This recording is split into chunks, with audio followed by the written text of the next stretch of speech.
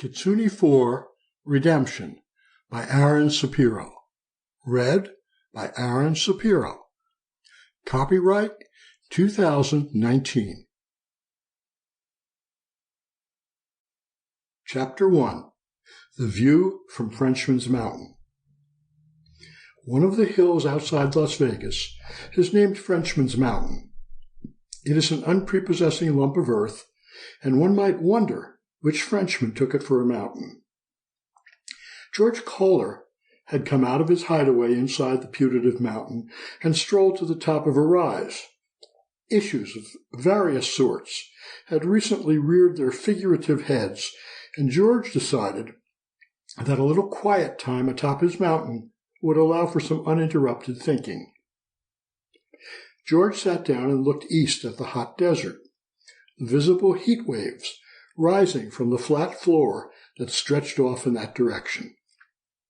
It was a hot day, but that was not unusual for the Nevada desert, and it was very, very quiet.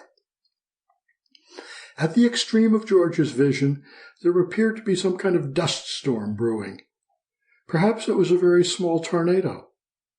He watched the dust cloud, noticing that it slowly became larger. It seemed to be heading right for Frenchman's Mountain as he watched it with curiosity. After a time, George could see two off-road motorcycles that were at the center of the dust vortex. George recognized the bikes. They were Kawasaki's and sported the rather nauseating shade of green that Kawasaki adopted as its signature racing color in the late 80s. He could see that they were both KLX 140s, the G model. George could identify the motorcycles so precisely because they belonged to him. He assumed that his son Derek and Derek's girlfriend Judy were the riders, judging by the high rate of speed at which the bikes approached the dirt road leading directly up to Frenchman's Mountain. Derek waved his left arm to him, and Judy did the same after a couple of seconds' delay. George was always surprised by Derek's and Judy's remarkable eyesight. They recognized George at a considerable distance. Neither of them seemed at all troubled by riding one-handed at a very high rate of speed. In fact, Derek had apparently set the cruise control and was now pumping both fists in the air. Judy followed suit. Both bikes maneuvered onto the dirt road with the rider's arms still in the air and headed straight for a sheer wall where the road seemed to dead end. The wall opened, and the bikes disappeared into the mountain.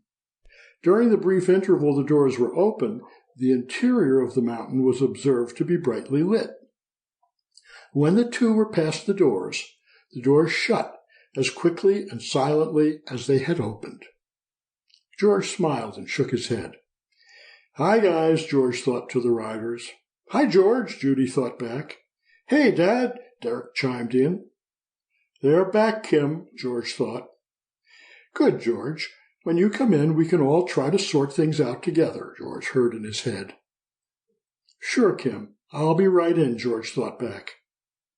George stood up and took a last glance at the blazing quiet of the desert. He followed a steep path down to the dirt road, and when the doors opened for him, he went in. Chapter 2. A Family Gathering. As the doors of the tunnel closed behind him, George walked into the stronghold. The first area he came to, at the end of the tunnel, was a kind of garage. Off in a parking spot at the left end of the garage was George's ancient Jeep. His sister Carla's Lexus was parked next to the Jeep, and several other useful vehicles were parked in a line next to the Jeep. There was a pair of dune buggies, as well as a large Ford pickup, and an assortment of other oddities that George had collected. At the far end of the garage sat a sizable Winnebago.